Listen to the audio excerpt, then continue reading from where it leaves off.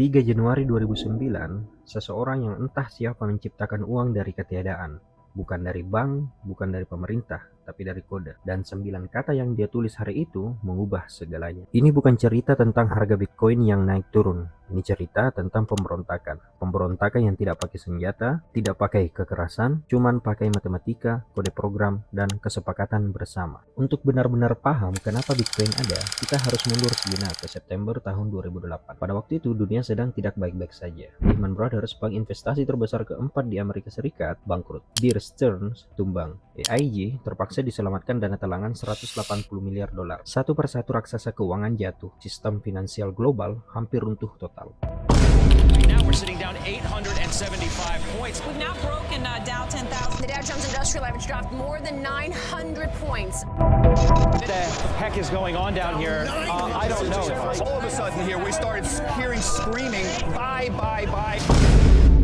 Dan ini bukan cuma angka di koran. Coba kamu bayangkan, kamu kerja keras seumur hidup, tabungan kamu simpan di bank. Tiba-tiba bank itu bangkrut karena mereka berjudi dengan uang kamu. Uang yang kamu percayakan hilang. Yang lebih menyakitkan, tidak ada yang dipenjara. Eksekutif dapat bonus miliaran dolar. Dan kita, para pembayar pajak, yang bayar dana talangan. Dan disitulah kepercayaan terhadap sistem pecah. Sekarang kita maju 1 bulan, 31 Oktober tahun 2008, sebuah email dikirim ke Milis Cryptography, grup email para ahli keamanan digital. Nama pengirimnya tidak ada yang kenal, Satoshi Nakamoto. Judul emailnya sederhana, Bitcoin Sistem Uang Elektronik Peer-to-Peer. 9 halaman, 1 dokumen, proposal untuk uang yang sepenuhnya baru.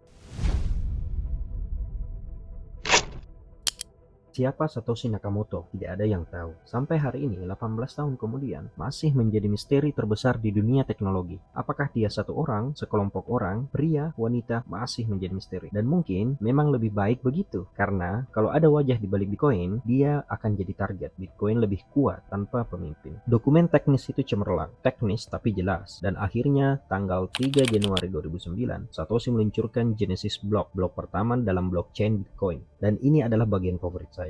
Di dalam blog itu, Satoshi menyisipkan sebuah pesan, berita utama dari koran The Times London hari itu. The Times, the 3rd of January 2009, Chancellor on brink of second bailout for banks. Ini bukan cuma penanda waktu untuk membuktikan kapan blog itu dibuat. Ini pernyataan, manifesto, pengingat tentang kenapa sistem yang ada rusak. Lalu apa sebenarnya yang Satoshi ciptakan? Bagaimana dia memecahkan masalah yang ekonom bilang mustahil? Mari kita coba lihat masalah mendasar dengan uang digital yang sederhana. Berkas digital itu bisa disalin tanpa batas. Misalnya kalau saya punya file foto, saya bisa copy paste, kirim ke kamu, tapi berkas asli masih ada di saya. Saya tidak kehilangan apa-apa. Jika uang, ini adalah bencana. Kalau saya bisa copy dan paste uang digital dan belanja 2 kali, yang disebut pengeluaran ganda, uang itu tidak ada nilainya. Solusi tradisionalnya ya menggunakan bank, perantara yang memverifikasi. Bank adalah otoritas pusat yang kita percaya untuk menjaga pembukuan itu. Tapi Satoshi bilang, bagaimana kalau kita tidak perlu percaya siapapun? Masuklah blockchain. Coba kamu bayangkan buku kas, pembukuan,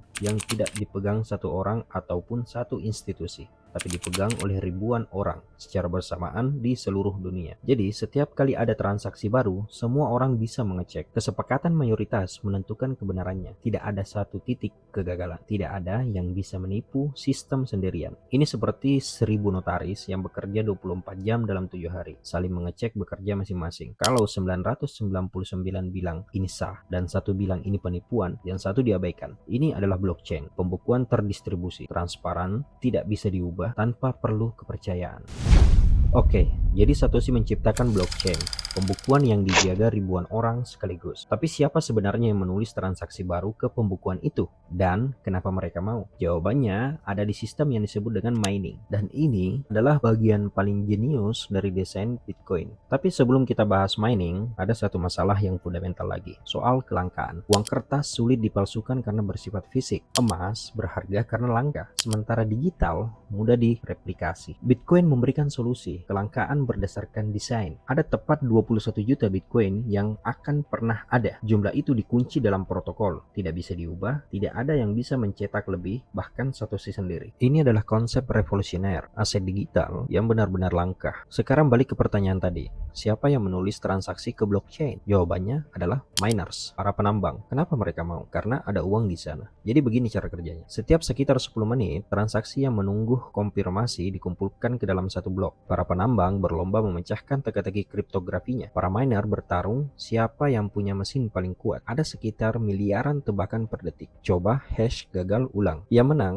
yang menambahkan blok berikutnya ke blockchain dan dibayar dengan Bitcoin baru plus biaya transaksi. Tetapi apa yang sebenarnya mereka lakukan? Mereka mengumpulkan semua transaksi yang terpending dan memverifikasi satu persatu. Apakah uang ini benar ada? Apakah sudah pernah dipakai sebelumnya? Teka-teki matematika yang miner pecahkan adalah cara untuk membuktikan saya sudah melakukan pekerjaan verifikasi ini. Saya sudah cek semuanya dan saya pertaruhkan reputasi saya bahwa transaksi ini adalah sah. Siapa yang berhasil pecahkan teka-teki duluan, blok transaksi mereka ditambahkan ke dalam blockchain, permanen dan tidak bisa dibalik. Dan sebagai hadiah atas pekerjaan verifikasi itu, mereka dapat Bitcoin yang baru dicetak plus biaya transaksi. Ini yang disebut proof of work. Kamu membuktikan kalau kamu menginvestasikan sumber daya di dunia nyata seperti listrik untuk mengamankan jaringan. Dan sentuhan cemerlang dari konsep ini, setiap 4 tahun hadiah dipotong setengah, halving, yang awalnya adalah 50 Bitcoin per blok. Akhirnya, sekitar tahun 2140, hadiahnya jadi nol. Deflasi berdasarkan desain. Ini kebalikan dari mata uang negara yang bisa dicetak tanpa batas. Sekarang kita ke pertanyaan mendasar. Apa yang membuat Bitcoin berharga? Bitcoin tidak dijamin oleh emas, tidak dijamin oleh pemerintah. Lalu kenapa ada nilainya? Jawabannya sama seperti dolar, rupiah, atau mata uang apapun. Konsensus. Berharga karena kita sepakat dia berharga. Tapi ada perbedaan krusial dengan mata uang negara. Bitcoin tidak bisa diinflasi. Tidak ada mesin cetak. Bitcoin tidak bisa disita. Selama kamu pegang kunci private kamu, tidak ada yang bisa mengambilnya. Kunci private ini seperti paspor yang tidak bisa direset.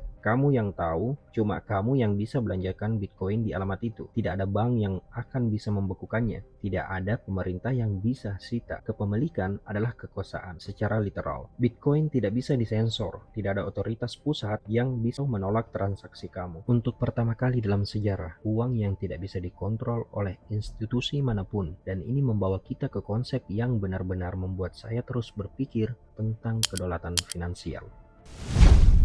22 Mei 2010, programmer bernama Laszlo Haynes ingin membuktikan Bitcoin bisa dipakai untuk transaksi di dunia nyata. Dia posting di forum membayar 10.000 Bitcoin untuk 2 pizza Papa John's. Ada yang ambil tawaran itu. 2 pizza dikirim, 10.000 Bitcoin ditransfer. Nilainya saat itu sekitar $41. Nilai yang sekarang jangan ditanya lagi. Ini adalah pizza paling mahal dalam sejarah manusia. Dari situ, Bitcoin memulai perjalanannya. 2011 Bitcoin mencapai $1.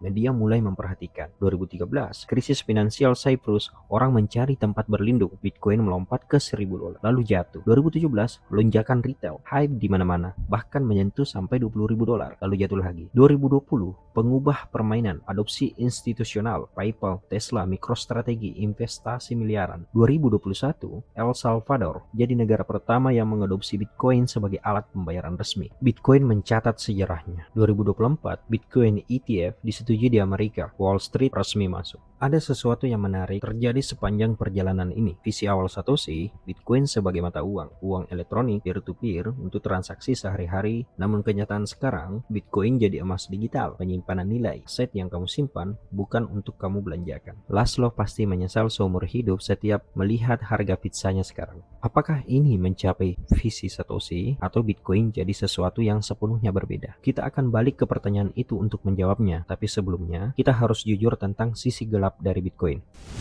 Teknologi tidak pernah murni baik atau murni jahat. Alat bersifat netral. Bitcoin juga. Silk Road, black market di web, menjual narkoba, senjata, layanan ilegal. Beroperasi dari tahun 2011 sampai 2013. Menggunakan Bitcoin sebagai pembayaran. FBI sudah bekerja. Pendirinya mendapat hukuman seumur hidup. Namun kerusakan pada reputasi Bitcoin terlanjur terjadi. Ransomware, serangan WannaCry 2007. Rumah sakit dan perusahaan di seluruh dunia disandra. Colonial Pipeline 2021. Kelangkaan bensin di pantai timur Amerika Serikat. Tebusannya dibayar dengan Bitcoin. Penambangan Bitcoin mengkonsumsi listrik setara negara Argentina. Ini adalah masalah nyata. Konteks penting, sistem perbankan tradisional juga mengkonsumsi energi besar. ATM, cabang, pusat data semuanya butuh listrik. Keamanan ekstrim memang butuh energi yang ekstrim. Volatilitas. Dalam hitungan minggu, nilainya bisa runtuh mencapai 50%. Penipuan merajalela, penggelapan terjadi, miliaran dolar menguap. Tapi kita juga harus mengingat bahwa pisau bisa digunakan untuk memasak, bisa juga untuk membunuh. Jadi setelah semua ini, setelah hype, kejatuhan, kritik, adopsi,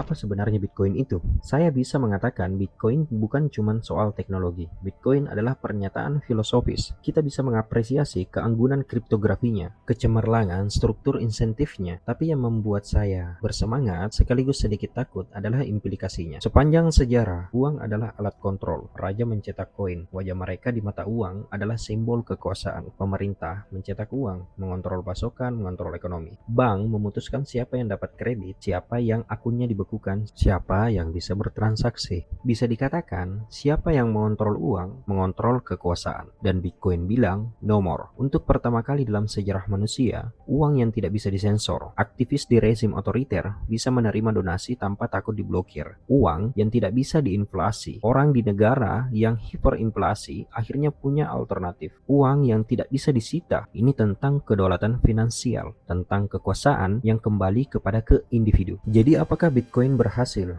Jawaban yang jujur, kita masih mencari tahu. Bitcoin bukan kendaraan investasi yang sempurna. Volatilitasnya nyata, risikonya nyata. Bitcoin bukan solusi untuk semua masalah finansial di dunia. Bitcoin adalah eksperimen untuk menjawab satu pertanyaan. Apakah mungkin punya uang tanpa kontrol pusat? Transformasinya bukan Bitcoin yang naik dari 0 ke 40.000 dolar. Transformasinya adalah cara kita berpikir tentang uang itu sendiri. Sebelum Bitcoin, uang harus dikontrol institusi. Setelah Bitcoin, mungkin tidak harus. Ingat 9 kata di Genesis blog. The Times, the 3rd of January 2009, Chancellor on brink of second bailout for banks. Selain menjadi penanda waktu, itu juga pengingat. Pengingat tentang kenapa ini semua dimulai, tentang sistem yang rusak, tentang kepercayaan yang hilang. Bitcoin adalah pernyataan uang tidak harus dikontrol oleh negara. Ini menakjubkan. Pemberontakan ini tidak pakai senjata, tidak pakai kekerasan. Cuman pakai matematika, kode program, dan kesepakatan. Revolusi yang diluncurkan dengan git push. Sampai jumpa.